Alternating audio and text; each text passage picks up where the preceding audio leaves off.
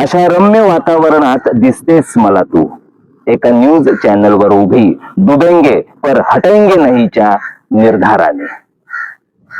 तुझी बांधिलकी की स्टंट, तू हट्टी की दुराग्रही, विकासवादी की विकास विरोधी.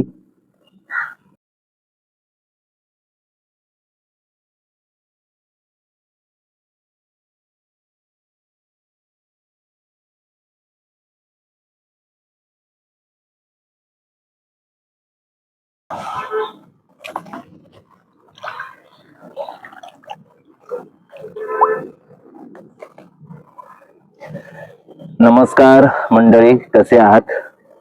आज मी तुमच्यासाठी हेरंब कुलकर्णी यांनी लिहिलेल्या काही ओळी वाचणार आहे.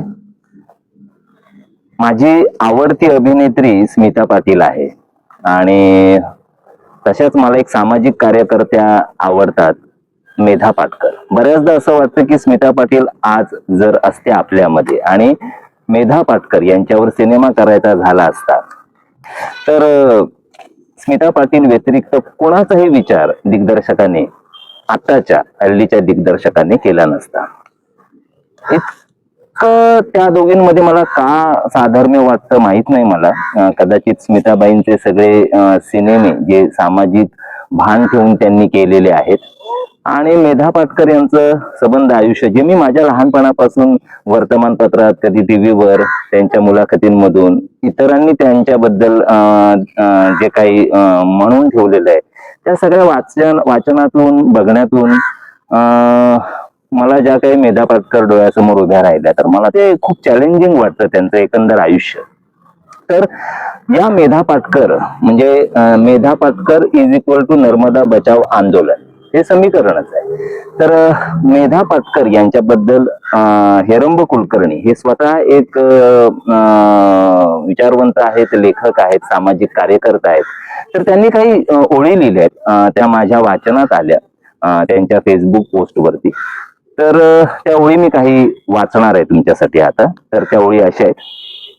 प्रिय मेधा, धुवाधार कोसळत्या पावसात दारं खिडक्यांसह स्वतःला स्वेटर मफलर मध्ये बंद करून बसलेला मी.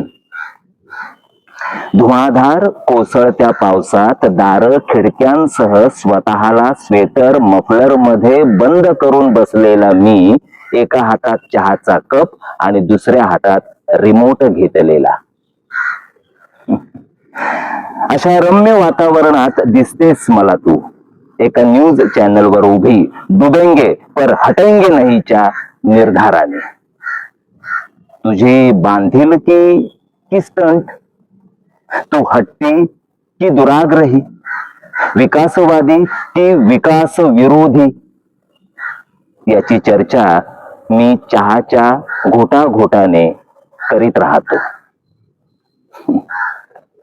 मेधा, आमच्यासारखी आत्ममग्न सुरक्षित बेट पाण्याखाली का ग जात नाहीत? अशी कविता आहे हेरंब कुलकर्णी यांनी लिहिलेली आणि मला फार आवडल्या ह्या ओळी, त्यामुळे मी आज त्या तुमच्यासाठी वाचल्या. तर पुन्हा एकदा नवीन व्हिडिओच्या निमित्ताने लवकरच भेटूयात. तोपर्यंत टाटा, बाय बाय, सायनारा, बाय.